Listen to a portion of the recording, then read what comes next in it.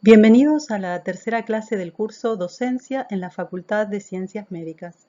En esta clase trabajaremos la problemática del aprendizaje, la inteligencia y en general la construcción social del conocimiento. Abordaremos un enfoque social y cultural de los aprendizajes que nos permite comprender los modos en que la inteligencia se extiende y se entrama en los entornos materiales y sociales con los que cada quien interactúa. Así, la inteligencia no es una posesión o facultad individual, sino que se halla distribuida.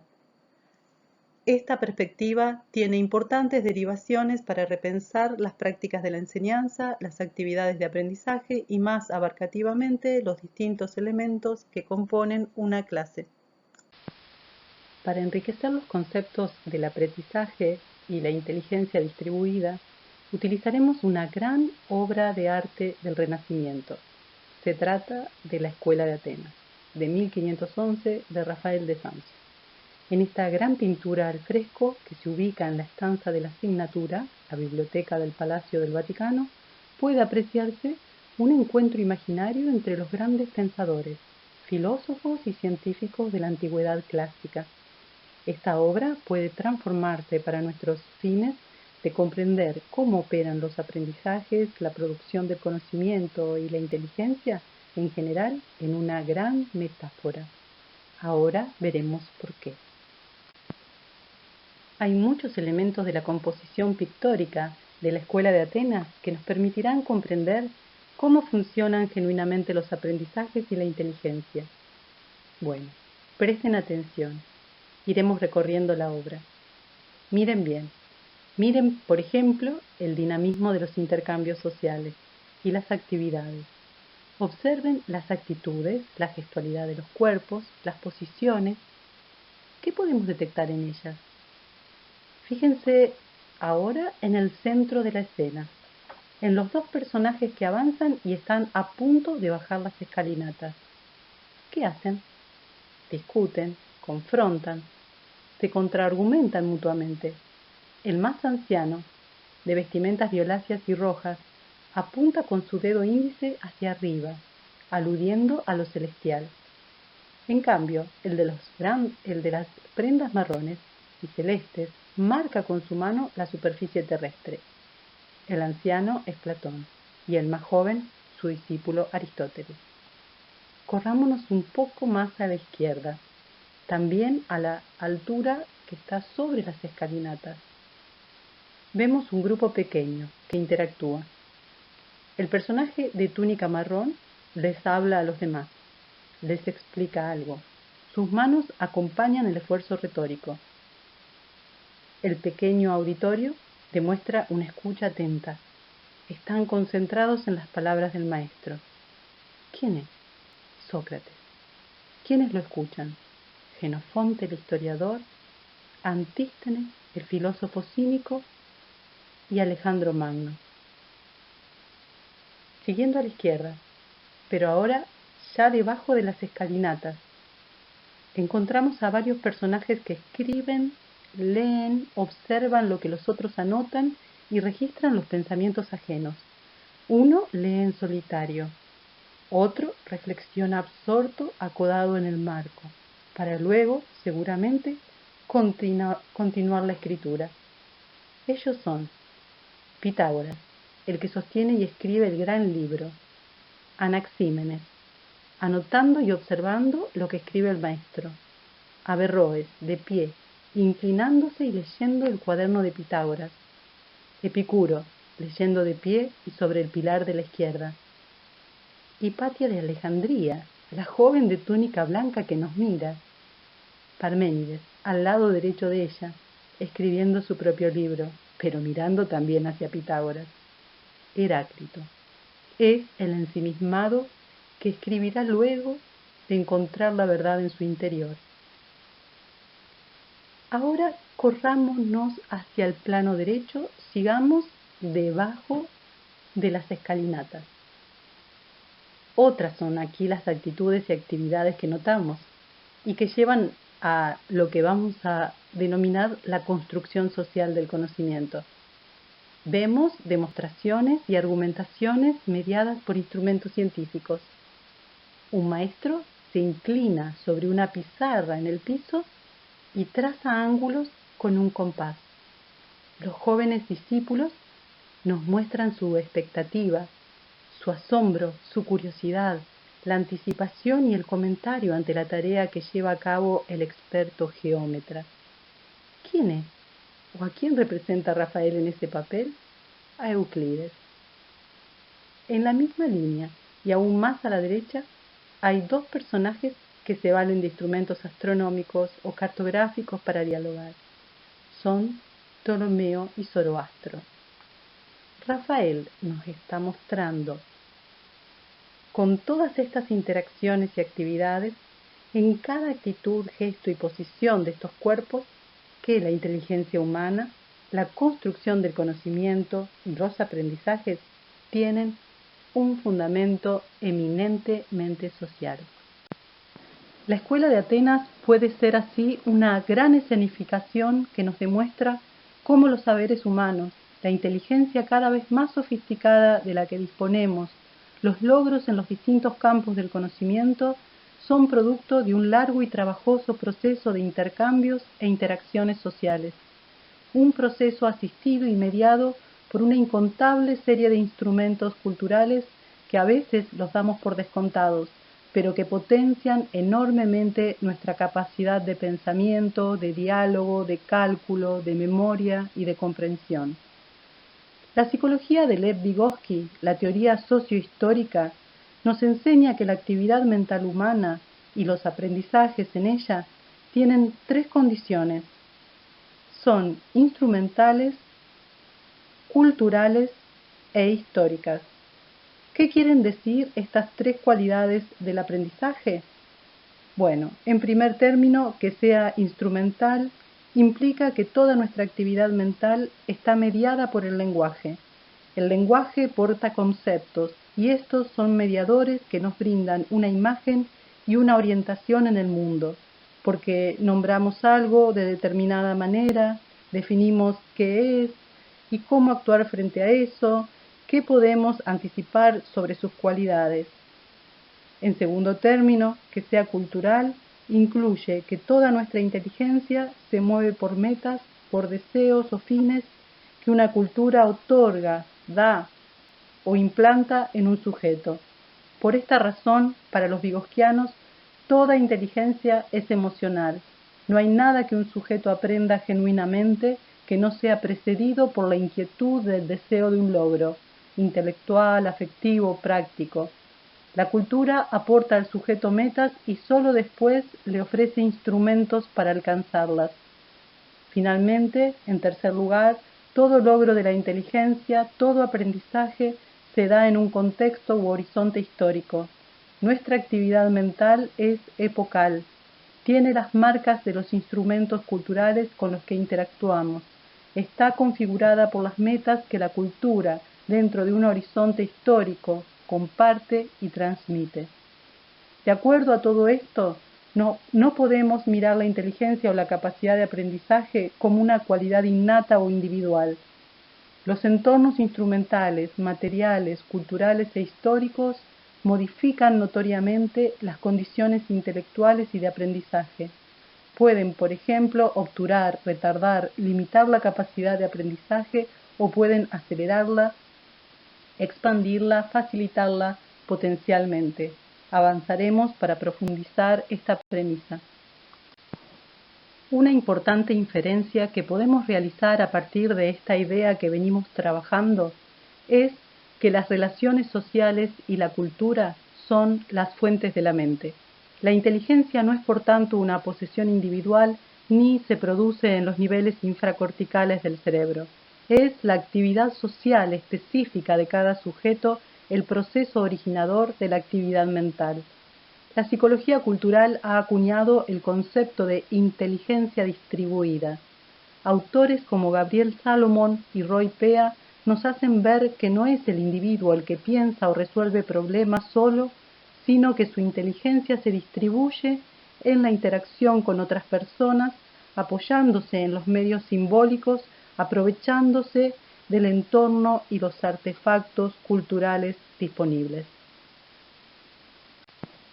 Esta concepción de la inteligencia y de los aprendizajes tiene importantes derivaciones en las prácticas de la enseñanza, porque nos hace resituar la mirada. Si el aprendizaje no depende solo de la capacidad cognitiva de los estudiantes, sino que puede ser facilitado u obstaculizado por los entornos con los que interactúa, entonces nos podemos hacer algunas preguntas. ¿Cómo favorecen u obstaculizan los aprendizajes los distintos materiales mediadores que utilizamos en las clases? Por ejemplo, el material bibliográfico, el audiovisual. ¿En qué sentidos las actividades que realizamos conjuntamente en las clases o los trabajos prácticos o ejercitaciones colaboran en los aprendizajes? También, ¿qué condiciones necesita la actividad profesoral expositiva, discursiva, para potenciar la comprensión y la memoria elaborada en los aprendizajes de los estudiantes? O cómo se utiliza la empiria, la práctica, la vida cotidiana, lo que se denomina el conocimiento cotidiano, para ejemplificar, relacionar, construir analogías que habiliten la comprensión de un concepto, un procedimiento o la resolución de problemas. Las preguntas que planteé en la diapositiva anterior son solo disparadores del pensamiento. No es preciso responderlas, a no ser que alguien se sienta convocado o convocada a dialogar sobre ellas. Ahora bien, en esta diapositiva sí les estoy proponiendo un ejercicio de reflexión personal para analizar cómo opera en cada quien, en distintas circunstancias, este concepto de inteligencia distribuida. Me interesa que cada quien presente alguna situación en la que haya tenido que resolver algún problema inédito en el ámbito de su profesión. Quisiera que analicen y anoten sobre los siguientes interrogantes. ¿A qué artefactos acudió para ver o comprender más o mejor esa situación a la que se enfrentaba? ¿A qué personas les comentó la situación por la que atravesaba? ¿A cuáles recurrió, en cambio, explícitamente por ayuda? ¿A qué personas evocó como ejemplo, como antecedente, como referencia de su propia circunstancia? ¿Le aconteció que en medio de una conversación sobre tal situación problemática pudiera esclarecerse sobre la misma, encontrara nuevas alternativas o incluso se le trazara un plan opcional a seguir? La propuesta es que describan brevemente la situación a la que se enfrentaron, detallen lo que se pregunta en cada uno de los interrogantes y redacte finalmente una conclusión que sea breve. Todo esto para compartir. Ahora regresemos un momento a la escuela de Atenas, a la escena que reúne a Sócrates con sus discípulos imaginarios. Allí están Jenofonte el historiador y Antístenes el fundador de la escuela cínica. Ambos fueron seguidores y discípulos de Sócrates. Pero en la escena encontramos al joven Alejandro Magno, que no conoció en vida al maestro filósofo. Rafael Sanzio compone una continuidad que va más allá de la contemporaneidad, de la coexistencia temporal, y que los une en la transmisión de las enseñanzas, que han pasado de Sócrates a Platón, de este a Aristóteles y por fin de modo directo de Aristóteles a Alejandro, ya que Aristóteles fue su educador. En la obra, Rafael compone la continuidad de la inteligencia entre los tiempos, entre los espacios geográficos, las culturas e incluso entre los saberes disciplinares. Nos hace ver los finos y persistentes hilos que nos entraman y que distribuyen nuestra inteligencia.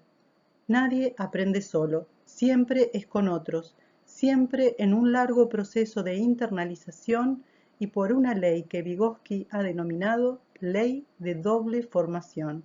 A continuación la veremos. Uno de los conceptos claves de la psicología vygotskiana es el de internalización. Vygotsky decía que el ser humano nace homínido, es decir, biológicamente apto para ser humano, pero que no llega a ser plenamente tal hasta que no internaliza los instrumentos de la cultura, especialmente el lenguaje. Conjuntamente a este concepto, formula su ley de doble formación. Esta implica que todo aprendizaje se forma en un proceso doble. Primero es siempre con otros, en la interacción social, y recién después se internaliza como función mental. Es decir, que todo es primero interpersonal y luego se vuelve intrapersonal. O también podemos expresarlo como que todo es primero interpsicológico, intermental y luego se torna intrapsicológico. O que es primero una función social que se transforma en mental. Vygotsky ofrece varios ejemplos para demostrar esta ley de doble formación. Uno de ellos nos hace ver cómo la interacción lingüística del bebé y del infante, el diálogo con los otros, se internaliza como monólogo interior y da formato al modo en que pensamos. Otro ejemplo se relaciona con la transformación que sufre alrededor del año y medio en el bebé, la transformación que acontece entre el acto de asir, el acto de agarrar o alcanzar un objeto, en el acto de señalar. El bebé extiende su brazo para alcanzar un objeto, pero un adulto, supongamos su madre, interpreta el acto de alcanzar, de asir, como un señalamiento. La madre le alcanza entonces el objeto y el bebé comienza a reconocer un significado nuevo, que es que cuando extiende su brazo, alguien le alcanza lo que él señala. Aprende entonces, gracias a la interacción con el otro, que extender el brazo en cierta dirección implica señalar y pedir que se le alcance un objeto. Así, la ley de doble formación nos permite examinar cómo cada aprendizaje que logramos involucró siempre una acción compartida con otros primero, una cierta práctica social en el interior de una cultura específica. Ahora bien, la ley de doble formación puede dar lugar a equívocos, porque si siempre primero un aprendizaje es con otros, si siempre es una función social en primer término, entonces podría hacérsenos una imagen mental de copia, de reproducción, algo así como que el que aprende imita al maestro. Pero no se trata de una copia de significados, de un traspaso textual de contenido lingüístico, porque los datos son letra muerta si no se usan para pensar. Vygotsky nos indica, en cambio, con su ley de doble formación, que todo aprendizaje implica interacción social, pero quien aprende ni imita ni copia los significados, no los repite, como dice la psicología conductista, ni tampoco los construye, como sostenía Piaget y su psicología genética, sino que en el aprendizaje hay siempre una reconstrucción de los significados, porque quien emplea los significados siempre los debe recontextualizar, siempre es en una nueva situación que se aplican. Quien usa un significado siempre lo hace con un fin singular y con un estilo que le es propio. Por eso, si observamos en la filosofía o en otros campos del saber, el discípulo siempre modifica la teoría del maestro. Miremos, si no, en el centro de la escuela de Atenas nuevamente. Allí coloca el pintor a Platón y Aristóteles, que se contraargumentan mutuamente. Platón, el maestro, señalando el mundo de las ideas como la verdad definitiva de todo, mientras que su otrora seguidor Aristóteles lo contradice y con su palma vuelta hacia la superficie terrestre alude a la importancia de la realidad observable, de la experiencia directa como fuente confiable del conocimiento. Por eso, pensando en nuestras prácticas de la enseñanza, una genuina actividad de aprendizaje no debe requerir la reproducción de un contenido, la mera repetición de datos. Eso no nos dice, no nos garantiza que haya aprendizaje. Puede ser un acto mecánico, un verbalismo hueco, como decía Vygotsky.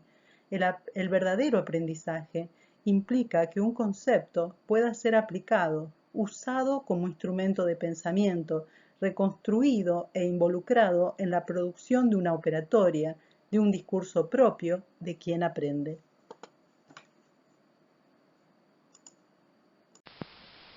Como anuncié al comienzo, trabajaríamos con dos líneas teóricas: la teoría sociohistórica de Vygotsky y luego la psicología cultural que la continúa. La psicología cultural complejiza los desarrollos vygotskianos y encontramos a dos referentes principales.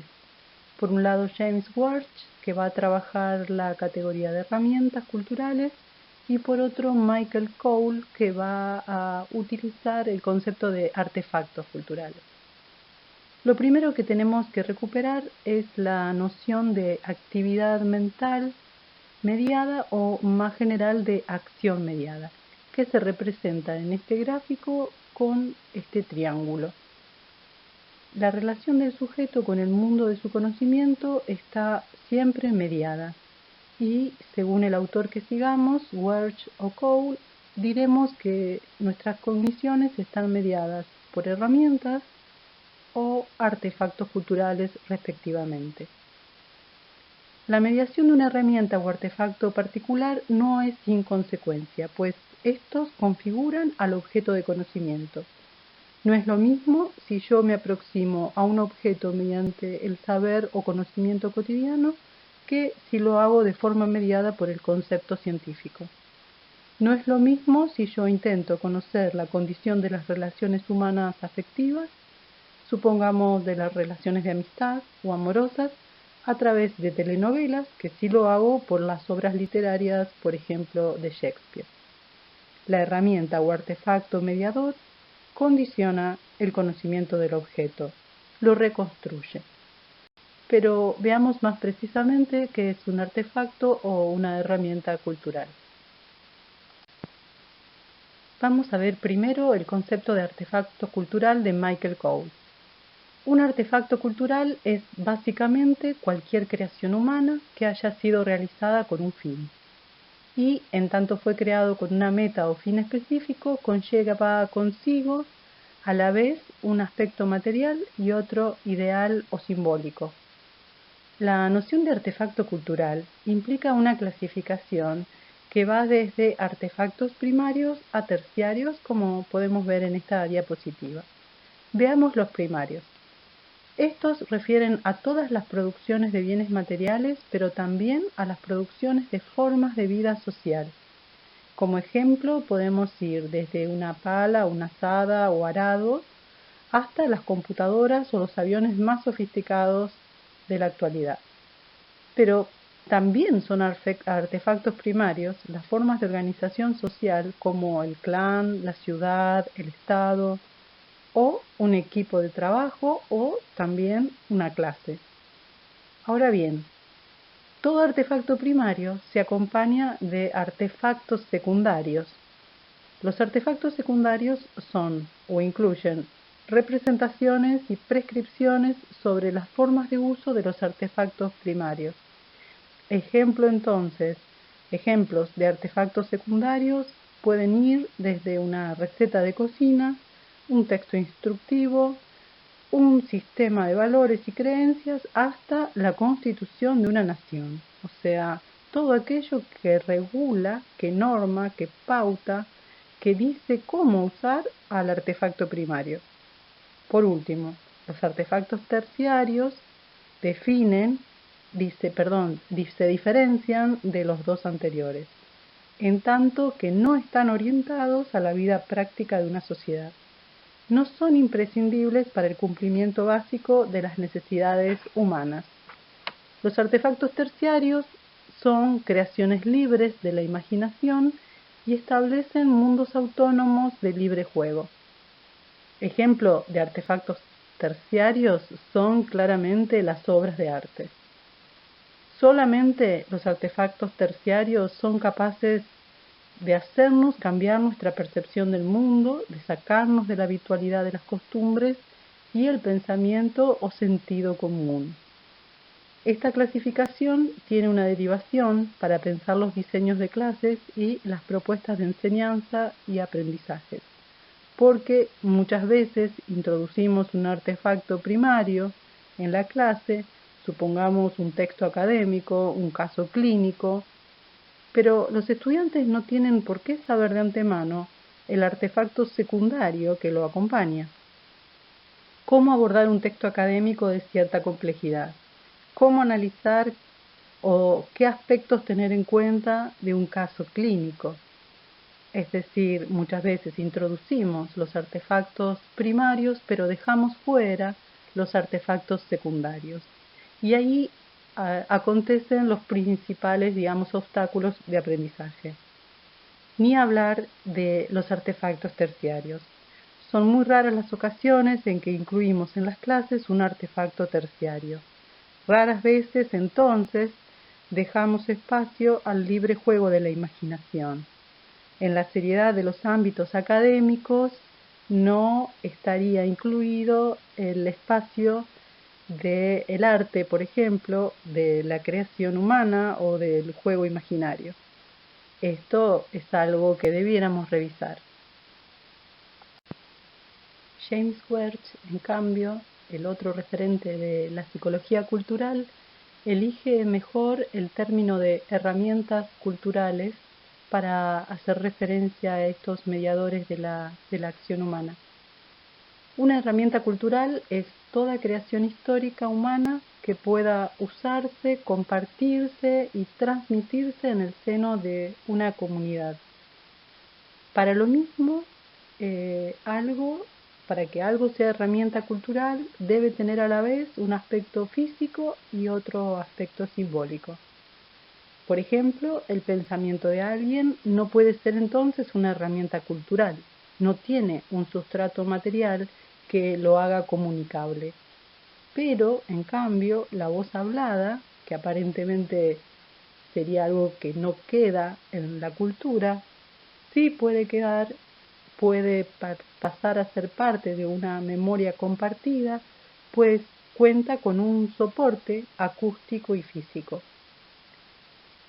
Hay que tener en cuenta que las propiedades externas y materiales de la mediación por herramientas está indisolublemente ligada a la acción u operatoria mental interna. ¿Qué quiere decir esto? Una herramienta, de acuerdo a su formato, puede habilitar un proceso mental o restringirlo. Igualmente puede habilitar un proceso social o restringirlo. Cada herramienta cultural es apta, como si pensáramos en una herramienta de la mecánica, es apta para una función determinada y puede no serlo para otra. Entonces, una herramienta cultural puede ser apta para una función mental, puede ser apta para una función social o no. Por eso debemos analizar qué herramientas usamos o proponemos a usar a otro, a los estudiantes, de acuerdo a qué fines perseguimos, de acuerdo a qué operatorias se quieren realizar. Entonces, para pensar el término además de herramienta cultural, tenemos que asociarlo a la posibilidad de tener dominio y saber cómo usar cierta herramienta. Entonces, este concepto, además de tener dominio, de saber cómo usar, va a reemplazar en principio al concepto de internalización vygotsquiana. ¿Por qué? Porque muchas veces podemos tener dominio o podemos usar una herramienta y no necesariamente eso progrese en la dirección de una internalización. Alguien sabe cómo usar una bicicleta, internaliza a lo mejor ciertos esquemas de uso, pero la bicicleta, para andar en bicicleta, la bicicleta permanece como exterioridad. Entonces, Wertz genera dos niveles de mediación que pueden cumplir las herramientas culturales. Uno sería el nivel de dominio de una herramienta, lo cual no implicaría todavía el plano de la internalización, y sí otro nivel más profundo, que es el nivel de la apropiación de herramientas culturales, que estaría, digamos, ya inmersa en un proceso de internalización. Para poder comprender mejor esta diferencia de niveles en lo que es el manejo de una herramienta cultural, miremos este gráfico. En este gráfico podemos apreciar lo que es el lento proceso de internalización y sus distintos planos. De todas las herramientas, además, o de algunas de las herramientas que puede ofrecer una cultura. Del lado izquierdo vemos la disponibilidad, por ejemplo, de distintas herramientas culturales. Vemos la disponibilidad de la oralidad y la escritura como herramientas a dominar y tal vez a internalizar, seguramente. Las pictografías, que tendría que ver con todos los símbolos, los dibujos, los grabados, el lenguaje audiovisual, los lenguajes informáticos. Para lo que es, digamos, un ámbito académico, podríamos incluir a su vez los conceptos científicos y no termina aquí para nada la cuenta de herramientas culturales disponibles. Todas las herramientas culturales pueden ser tomadas, usadas como mediadores de nuestra actividad mental. Ahora bien, un primer nivel de dominio de las herramientas, es decir, lo que corresponde al saber cómo usarla, no implica internalización. Se puede usar para la interacción con otros y nada más. Solo hablaremos de internalización cuando acontezca lo que Welch denomina privilegiación y apropiación. Alguien puede, entonces, tener dominio de una fórmula, por ejemplo, o de una definición o de un procedimiento, es decir, sabe cómo usarlo y hasta lo usa en un determinado contexto de práctica. Pensemos, alguien usa o sigue un procedimiento, por ejemplo, bajo situación de examen, pero luego no lo privilegia para la acción cotidiana o no lo usa para resolver problemas en su campo de práctica. Entonces diremos, hay dominio y esto queda en el plano interpsicológico, no hay, por lo tanto, una internalización.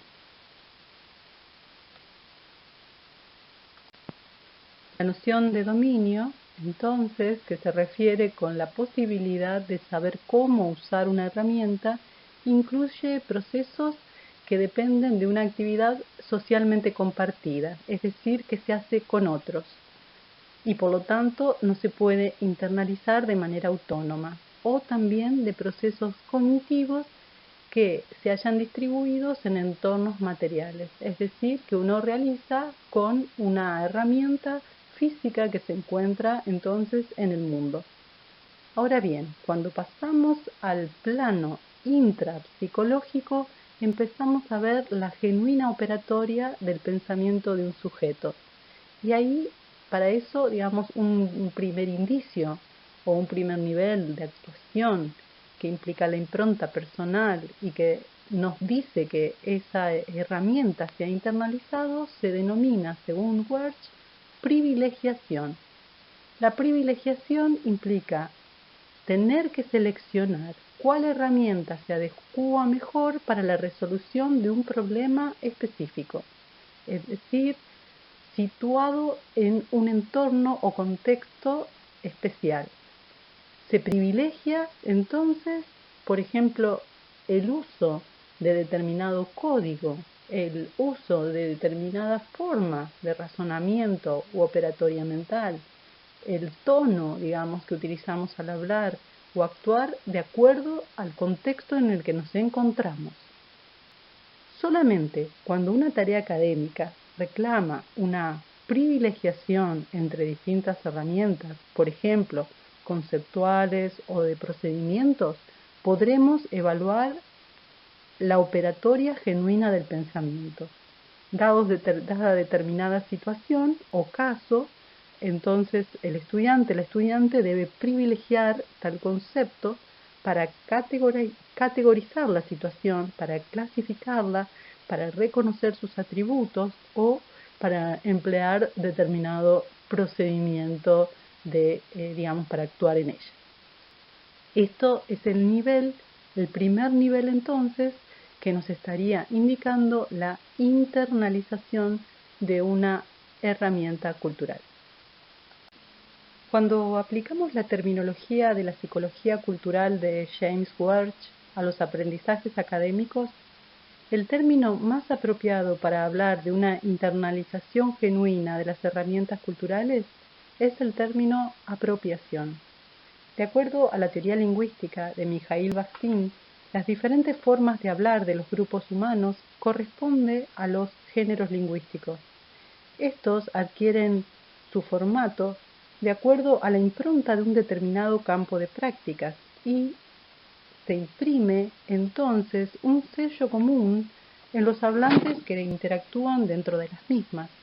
Así, por ejemplo, podemos ver la similitud con la que hablamos los maestros, con la que hablan y se comunican los policías, por ejemplo, también los vendedores ambulantes, los ingenieros. Cada género lingüístico entonces es construido, compartido dentro de un campo de prácticas. Esto hace que el habla y dentro del habla las palabras sean de alguna forma algo que nos antecede, que como sujetos parlantes está disponible en la cultura. Siempre en realidad son ajenas. Solo cuando las seleccionamos y las usamos en un contexto específico y con una meta propia y singular, nos las apropiamos. La idea última para los aprendizajes es que haya apropiación de herramientas culturales, y esto solo es comprobable cuando alguien que aprende toma una voz ajena, por ejemplo una cita de autoridad, un concepto creado por un autor, una fórmula o algoritmo y lo aplica, lo valora, produciendo una voz propia, un discurso propio a partir de ese texto ajeno. Todos nosotros, como profesionales, fuimos apropiándonos de las voces ajenas, de las voces de nuestros maestros, de las voces de los autores de referencia de nuestra disciplina, para construir un discurso propio. Las consignas, por lo tanto, que damos a nuestros estudiantes debieran guardar un margen para la producción de un discurso propio, la elaboración de un texto singular que integre en ese discurso la voz de los referentes más oportunos para la disciplina que enseñamos. Entonces, esto debe quedarnos claro. El sujeto compone su texto siempre integrando en su propia voz la voz de los demás. Situémonos ahora en esta escena de la escuela de Atenas que tiene como centro a Pitágoras. En ella podemos ver claramente cómo su obra está siendo retomada por otros filósofos que lo rodean. Son notorias las posiciones de los cuerpos de los personajes que se sitúan en su cercanía. Estos dos que vemos ahora y que se ubican detrás de él hacen un gran esfuerzo por anotar y seguir con la vista atentamente lo que el maestro escribe.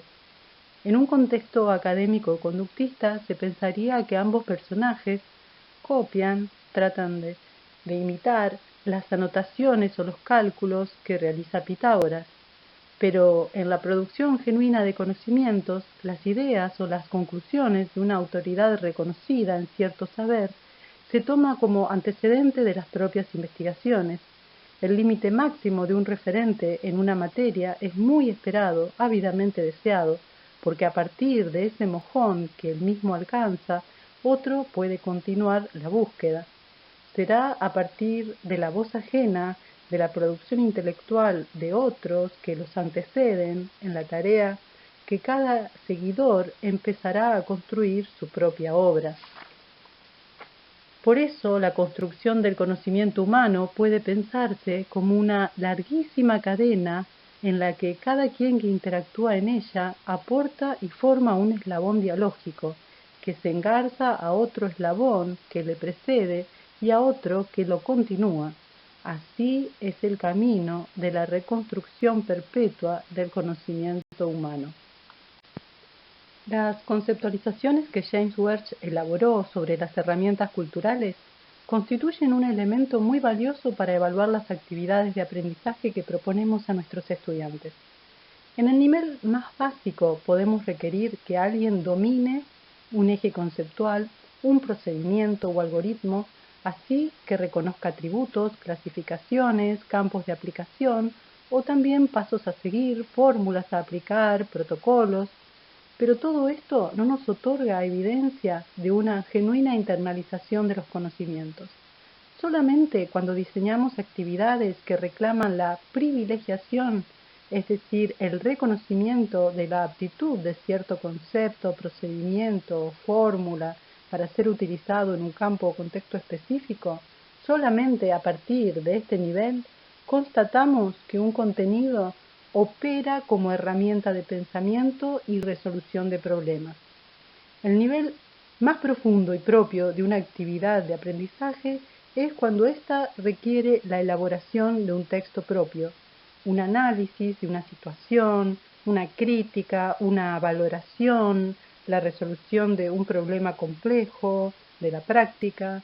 En dicha elaboración deben quedar integradas, entramadas, las voces autorizadas de un campo disciplinar. El recurso de la cita, la paráfrasis y la síntesis de las ideas ajenas es un claro indicador de que un valioso trabajo de apropiación se ha producido. Tanto en la teoría sociohistórica de Vygotsky como en la perspectiva de la psicología cultural, el aprendizaje se concibe como reconstrucción. Siempre se parte de conceptos ya consolidados en una cultura académica y luego acontece la resemantización operada por la recontextualización y la reacentuación singular de cada quien que aprende. Por lo mismo, el proceso de enseñanza es clave y es pensado como andamiaje. El andamiaje que un docente construye en el diseño de su clase apuntala el proceso de reconceptualización que han de realizar los aprendientes, teniendo en cuenta que el punto de partida de la enseñanza y los aprendizajes es asimétrico, porque el que enseña dispone y domina de un saber que los que aprenden no, se deben estructurar situaciones que permitan el pasaje paulatino de los conocimientos y las responsabilidades desde el enseñante a los aprendientes. Como vemos en este gráfico, andamiaje y reconceptualización de Courtney-Kasden, el principio que sigue un diseño de clase implica que al comienzo la responsabilidad se centra casi totalmente en el docente o la docente, quien con todas sus actividades demuestra, incluso modela, la experticia en un campo disciplinar. Pero el andamiaje no puede quedar acá como suele ocurrir en una clase magistral.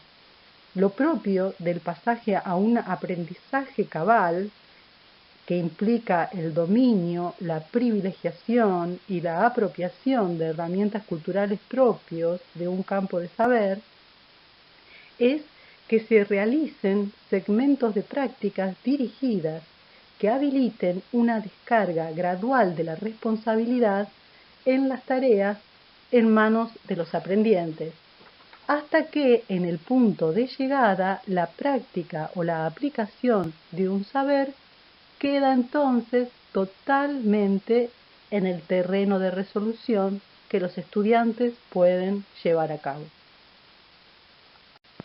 Claramente apreciamos una actividad de demostración y modelado de resolución de un problema matemático geométrico en la escena que lo muestra Euclides inclinado sobre la pizarra en el suelo y con un compás enseñándole a los jóvenes el despliegue de una destreza. Al seguir paso a paso el trazado del maestro, los jóvenes son partícipes como observadores de un procedimiento, del desarrollo que el experto geómetra va realizando para su asombro, expectancia y admiración. Miren, presten atención a los gestos de los discípulos, especialmente la expresividad de sus manos. 3 de ellos van siguiendo con el dedo índice de su mano derecha los pasos que va dando Euclides, los trazos que el compás realiza, como si señalaran, como si registraran, como si anotaran mentalmente cómo lo hace, cómo lo logra el maestro. Hay en esta escena algo que puede emocionarnos como docentes, y es la corriente que une a este grupo humano en ese instante, como si sus mentes estuvieran conectadas y con la mediación de la tarea que se concreta, ese pasaje de saberes y destrezas se estuviera llevando a cabo. Podríamos decir que en esta escena se ha generado una zona de desarrollo intermental en la que todos participan, en la que todos piensan juntos y resuelven el problema a la vez. Desde el comienzo y hasta el final de esta clase venimos trabajando la misma premisa. La inteligencia, en la perspectiva de esta psicología culturalista y histórica, no depende únicamente de las capacidades individuales, subjetivas o fisiológicas de los sujetos, sino que los entornos colaboran o obstruyen el aprendizaje y los desempeños intelectuales.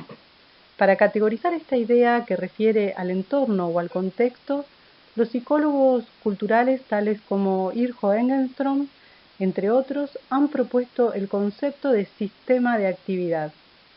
Este enmarca y atraviesa, enlaza distintos componentes que configuran un sistema en el cual un sujeto actúa, aprende y resuelve problemas. Cuando hasta ahora, habitualmente, solamente evaluamos los desempeños individuales de los y las estudiantes, este concepto nos hace redireccionar y ampliar nuestra atención y percepción como docentes, porque en un análisis didáctico de los diseños de las clases habría que evaluar los múltiples elementos que configuran lo que podemos llamar un sistema de actividad. Este concepto no es utilizado solamente en las prácticas de la enseñanza, sino que ha sido empleado para optimizar en los países nórdicos, por ejemplo, los europeos, incluso el sistema de salud o el sistema de enseñanza de la navegación fluvial y marítima. Veamos en qué consiste. Irjo Engelstrom desarrolló este gráfico para representar cómo el proceso cognitivo de un sujeto se produce en la cúspide de una base más amplia que lo sostiene. El triángulo superior representa a un sujeto cuya cognición es mediada por un artefacto o herramienta cultural. Ya vimos cómo, de acuerdo a este artefacto varía, se modifican las cogniciones de los sujetos y cómo el objeto es reconstruido de modo diverso. Pero si nos quedamos con el triángulo superior, realizamos una abstracción y un reduccionismo de la actividad mental, que queda así cercenada de la base sociocultural que la enmarca, sostiene e incluso produce. Si vamos al centro de la base inferior, podemos advertir cómo todas nuestras acciones se dan en el seno de una comunidad inmersa en una cultura, que se organiza por creencias, valores e ideas, y que conforman o se traducen en metas que son propuestas a los sujetos. Muchas veces las clases suelen estructurarse sin pensarse adecuadamente en las metas y submetas que nos proponemos alcanzar con determinadas actividades, contenidos, recursos. Por otro lado, y si nos corremos al vértice inferior izquierdo, notamos que toda comunidad de prácticas está pautada por reglas, que pueden ser más o menos explícitas o incluso quedar totalmente implícitas. Y si vamos hacia el vértice derecho, también encontramos que existe en toda comunidad de práctica o en todo sistema de actividad una división del trabajo. Las reglas que pautan las tareas en dichos ámbitos, por ejemplo en ámbitos académicos, suelen considerarse como sobreentendidas y a veces no se explicitan, pero el novato que ingresa a un sistema puede desconocerlas, porque cada sistema de actividad va desarrollando modos de procedimientos y pautas muy específicas. A veces, reconocer e interiorizar las pautas, por ejemplo, cómo se resuelve una consigna, cómo se desarrolla un trabajo práctico, cuándo se considera un buen discurso en un examen, cómo se argumenta correctamente, debe ser parte de las enseñanzas y los aprendizajes. Igualmente acontece con las formas en que las tareas son distribuidas y los roles son asumidos. La categoría de sistema de actividad nos permite evaluar distintos elementos dentro de una clase. Lo que les propongo finalmente es que cada quien tome una de estas categorías y analice cómo son consideradas y cómo operan dentro de una clase que puede ser propia o de un compañero o compañera o de alguien que ustedes hayan observado. Evaluar o analizar un sistema de actividad específica, como es una clase, nos puede llevar a evidenciar cómo los distintos elementos de este sistema colaboran o no con los aprendizajes, cómo propician o no la apropiación de herramientas culturales dentro de un campo disciplinar. En primer paso, pueden elegir analizar los artefactos o herramientas culturales que están mediando y potenciando los aprendizajes. Podemos advertir, por ejemplo, cómo se emplean los diversos artefactos y cuáles se incluyen. Por ejemplo, si se incluyen artefactos culturales primarios, se incluyen artefactos culturales secundarios, se trabaja con artefactos culturales terciarios. También podemos observar el nivel de dominio, de privilegiación o apropiación de herramientas culturales que propicia determinada actividad de aprendizaje o cierta práctica evaluativa. Un ejemplo sería preguntarse en qué nivel de dominio, apropiación o privilegiación de herramientas culturales trabaja una evaluación multiple choice. Otro de los elementos que ustedes pueden elegir son las metas y submetas. Nos preguntamos entonces cuáles son las metas y submetas que orientan tanto las actividades que nosotros como docentes realizamos para enseñar, y nos preguntamos, ¿para qué explico? ¿Para qué utilizo gráficos en un discurso expositivo? ¿Con qué fin incluyo imágenes o ejemplos en mi guión discursivo? Y también nos podemos preguntar cuáles son las metas que orientan las actividades que le hacemos hacer a los y las estudiantes. La revisión de las metas es un buen ejercicio de esclarecimiento sobre lo que habitualmente hacemos y se nos constituye en una práctica que a veces no revisamos. También la explicitación de las metas a los y las estudiantes les ayuda a encontrar mayor sentido a la propuesta que le estamos haciendo. En un tercer nivel, esclarecer igualmente normas y pautas. ¿Cuáles son las normas y pautas que encuadran las actividades? Esclarecer las normas y las pautas es poner en claro las reglas del juego. ¿Cuántas veces nos tomamos el tiempo de hacerlo? ¿Cuántas veces somos capaces de revisarlas para reflexionar sobre su operatividad y coherencia con las metas propuestas? Finalmente, podemos tomar como eje de análisis cómo se distribuyen los roles, funciones, tareas, es decir, cómo se divide el trabajo dentro de una clase. Por ejemplo, pensar si somos equitativos en la distribución de las actividades o si la actividad de enseñanza, el discurso expositivo, ocupa todo el espacio. Esto estaría en abierta contradicción con un plan de estudios que se basa, por ejemplo, en la resolución de problemas. Bien, cada quien está invitado a tomar una de estas categorías y hacer un ejercicio reflexivo y de análisis personal sobre una práctica concreta, sobre una clase y también puede ser más limitada sobre una actividad de enseñanza y aprendizaje. Espero sus producciones.